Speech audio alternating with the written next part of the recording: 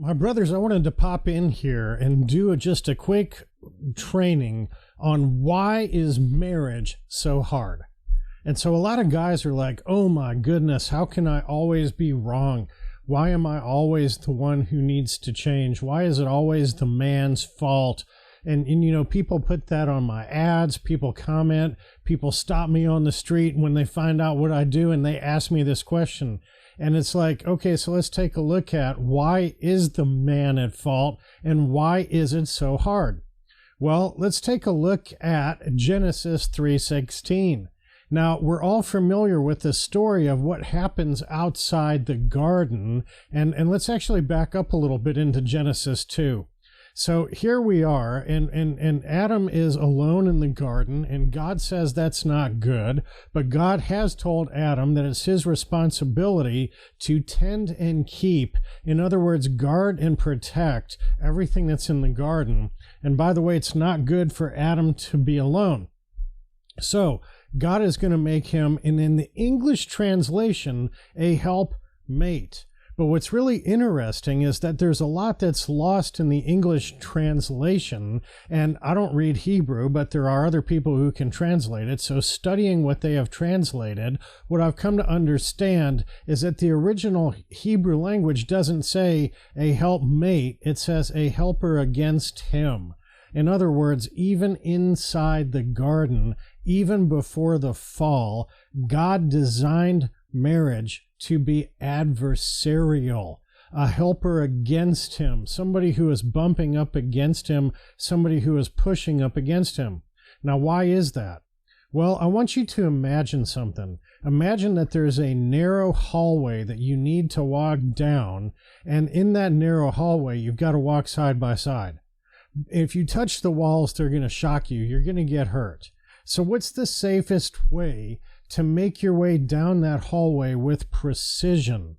The safest way to do it is to press up against each other and just push hard enough on each other that you're not going to overwhelm that person and push them into the wall, but you're also going to steady that person. You're going to give that person something to lean against. And in that space, it's going to make, and psychologists and psychiatrists and people who understand, like if you push two hands together, you can actually move them back and forth with more precision than if you just try to move your hand without the opposition.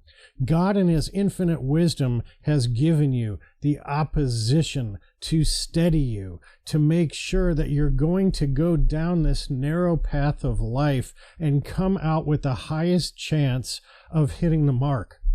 So here's the thing. Adam was brought Eve, right? Eve was made from Adam. Eve was made for Adam. Eve was brought to Adam, and Eve was named by Adam. And God put Adam in headship over Eve. And he was also instructed to guard and protect. Well, what was Eve doing? She was over there talking to the serpent, and she was getting tempted to eat. Now here's the thing. Again, in the original Hebrew, it makes it very clear that Adam was actually there, right there. Now, I don't know what he was doing. Maybe he was on his iPhone. Maybe he was looking at birds and trees and rocks and plants and things. But whatever it is, he was not protecting Eve. Because he was not protecting Eve, Eve ate, and we know the rest of the story. So now, transport Adam and Eve outside the garden, we get to Genesis 3:16. And what does it say in Genesis 3:16? We all know that God says, Eve, because of this, you're going to have pain in childbirth. We all know that God says, Adam, because of this, you're going to have to toil and eat by the sweat of your brow. But what is very often missed or forgotten or not taught is the fact that in between those two, that Eve is going to have a desire for her husband and that he's going to rule over her. Now look, most guys hear that, and if you're in a spot where you're in a bad place in your marriage, you might think she has no desire for you, and you might think that she's actually ruling over you because she's calling the shots so she won't leave. But let me tell you something. Again, you go back to the original Hebrew. Again, you study in chapter 4 when Satan had a desire for Cain. This desire is a desire to be in opposition, this desire to be contrary, this desire to control, to manipulate, to covert, to subject, to change the direction. So in other words, the adversarial relationship that God created inside the garden became much worse outside the garden. In short, brothers, what she wants to do is criticize you. She wants to pick at you. She wants to control you. She wants to change the direction that you're going. Why? Well, for one thing, because you're no longer the perfect provider she had in the garden when God was her provider. Now she's looking at you, and biblically speaking, you're her provider, and you're not perfect. You're broken and sinful in a fallen world. And so the things you're doing are making her feel unsafe. They're making her feel unloved. They're making her feel like you're taking her in a direction that she does not want to go. And so what does she do? She pokes, she prods, she criticizes, she complains, she blames, she defends her own actions and deflects her own faults. And basically what she's doing is she's picking you apart. Why? To get you to change direction. But when you really understand this and you really let this in, what she's really trying to do for you is she's really trying to push up against you, because what she's saying is back to that analogy where I said the walls would electrocute you. You're basically holding her against the wall, and you're getting her electrocuted in some way, right? Either financially you're doing that to her, or spiritually you're doing that to her, or most likely emotionally you're doing that to her, or God forbid physically you're doing that to her. Whatever you're doing, you're ending up hurting her and making her feel less safe. And because of Genesis 3:16, that's the only tool she has to improve the marriage. Why? Because in Genesis 3:16, we find out that Adam rules over Eve. What does that mean? Does that mean you get to manipulate her or control her? No, absolutely not. That's the furthest thing from the truth. What it means is that you're the one God gave the tools to create a safe and happy and thriving marriage. And you might not know that. You might not recognize that. You might have no understanding of how to find and develop and use those tools within yourself. But I want to tell you very plainly, God gave you those tools, and he did not give them to her. And so men abdicate that responsibility, and they're like, I don't understand emotions, I don't understand women, which, by the way, the Bible tells you to live with her in an understanding way, so that's a cop-out. And so here's the thing. The bottom line is this. If she is wearing you out by pulling away, by freezing you out, by withholding what you need, by not fulfilling your needs, by blaming you, by shaming you, by criticizing you, by starting faults or starting fights or bringing up your faults or letting you know that once again you failed in the marriage, if she is picking you apart, she is succeeding in the marriage. She is doing what God has programmed her to do. Now, here's the thing. God may not be very happy with the way she does it. Right, brothers? If she came to us with, a white dress and flowers in her hair and tears in her eyes, and she knelt in front of us and she said, I don't feel safe and I don't feel loved. Can you please make some changes? Obviously, we'd be able to hear it. But the problem is that's not the way she does it. The problem is that when she comes around the corner and she's got that look in her eye and she's got that tone in her voice, man, we're failing because we can't hear it. We don't react to it correctly. We don't respond to it correctly. Why? Because what she says comes in and it hits something and it hurts.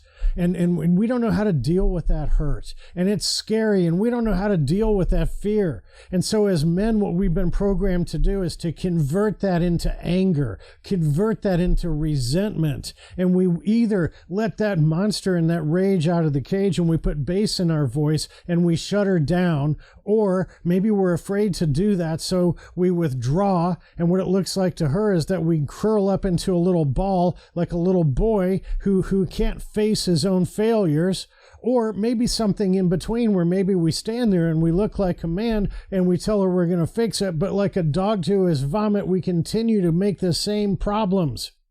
And here's what happens. Because here she comes around the corner with that look in her voice and that tone in her eye, and we can't handle it, we drive another nail in the coffin of our marriage. And this happens again, and it happens again, and it happens again. And here's what happens. You are literally, and here's what happens. You are literally teaching her and training her that you are not safe to have the conversations that she needs to have. The only tool that she has to fix your marriage is these conversations, brother, and it is not safe to have them with you because of the look in your eye, the tone in your voice, the color in your cheek, the flare of your nostrils, because of the mean things you say, because you withdraw from her, you pull away love, you pull away romance, you don't handle it correctly, you don't fulfill her needs. It is not safe for her to have those conversations. Or maybe it is safe. Maybe it's too safe. Maybe she feels like she's married to a child, like you're going to curl up in a ball. That is not what she needs. And therefore, in any event, it is not productive to have these conversations. And so because it is not productive for her to have these conversations, she decides that she is going to start working her way out of the marriage, because she is only getting older and she is desperately wanting to feel the safety and the security and the love of a real man, a man who can handle these conversations, a man who knows how to act, a man who is in charge of his own body so he doesn't do anything scary and doesn't do anything weak and pathetic. And most importantly, a man who can not only hear it, but who can actually make it go better, who can actually make these problems stop, so that when she comes to him, she knows it is both safe and productive to have the conversation, and going forward, she is not going to have to revisit these issues again. But for some reason, and it's not your fault, brothers, it's what we're taught. It's what we see on TV. It's the bad examples we get from our dad. It's the bad examples we get in church. It's the bad examples we get from our friends. Here's the thing. You can't handle those conversations.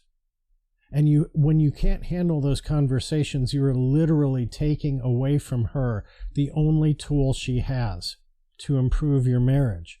And she decides she is going to opt out, and she would rather raise her kids with another man, with a real man who can actually have those conversations, knows what to say, knows what to do, has control over himself, so that he can not only make it safe, but also make it productive for her to have those conversations.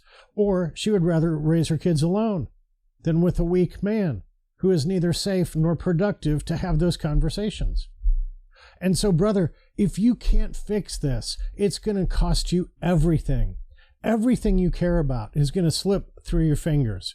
If you go Google what happens to children in broken homes and blended families, it is not pretty. It is horrifying.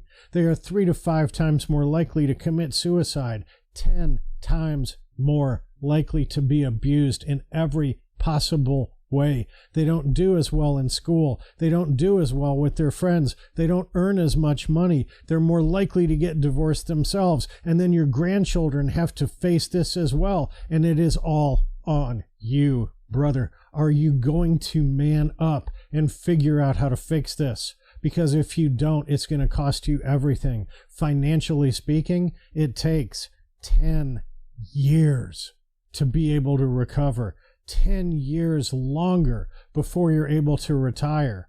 10 years of additional work to get back to where you were, to pay off the divorce. Emotionally speaking, it takes 7 years to get yourself right. And if you go get married within those 7 years, and especially if you don't fix this or haven't fixed it, what's going to happen is you're going to repeat these behaviors, and potentially more children are going to end up in broken homes and blended families. My brother, there is no substitute for figuring out how to fix this. And if you want to figure out how to fix this, here's what I've got for you.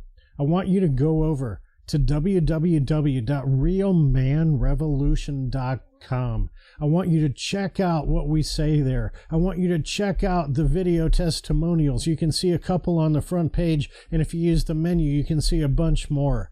That this is real, that this is helpful, that men in their marriages and their families are being saved and transformed. And on those pages, there is a link to 45 minutes of free training where I will take you through the 5 things that you have to do in order to be able to make these changes, to have those conversations, to change the trajectory of your marriage and your life and that of your kids and your grandkids as well. And that training is absolutely free. And so go over there right now, realmanrevolution.com, sign up for that training. And then if you qualify, because I've got a qualification process in that video, if you qualify, go ahead and sign up for a free call where we're going to plot out the strategy for how you can implement those shifts in your life. And it is a personalized, tailored to you plan for how you can actually pull this off. So go do that now, realmanrevolution.com. Watch that training, check out those testimonials, and I'll see you on the other side. And this has been another chapter from the Book of Bob.